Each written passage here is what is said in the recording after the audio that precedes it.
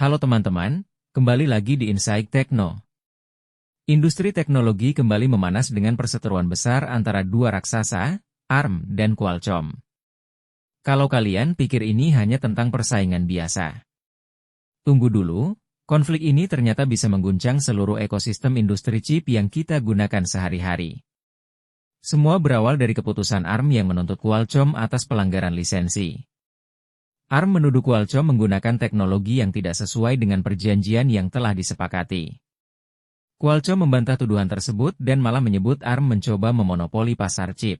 Ini bukan lagi soal perselisihan kontrak biasa, tapi menyentuh aspek vital dari inovasi teknologi. Kenapa masalah ini begitu serius?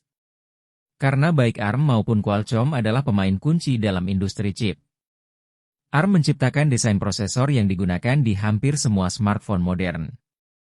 Sementara Qualcomm dikenal dengan chipset Snapdragon-nya, yang menjadi otak di sebagian besar perangkat Android.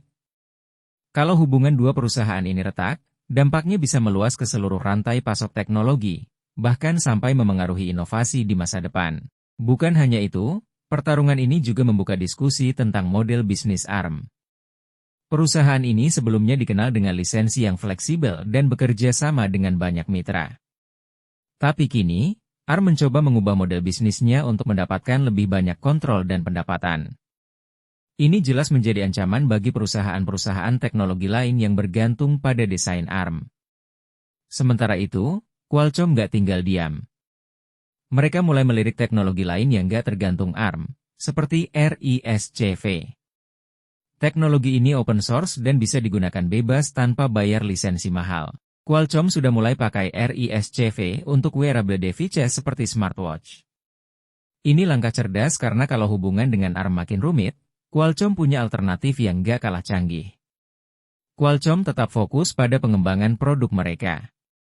Dengan akuisisi Nuvia, Qualcomm berencana menciptakan chipset dengan performa tinggi yang akan menantang dominasi Intel dan AMD, tapi akuisisi ini juga menjadi inti konflik dengan ARM, yang mengklaim bahwa lisensi teknologi mereka tidak bisa ditransfer begitu saja ke Nuvia. Perseteruan ini juga menimbulkan spekulasi di kalangan pengamat teknologi. Apakah ini tanda awal dari perpecahan besar dalam industri chip?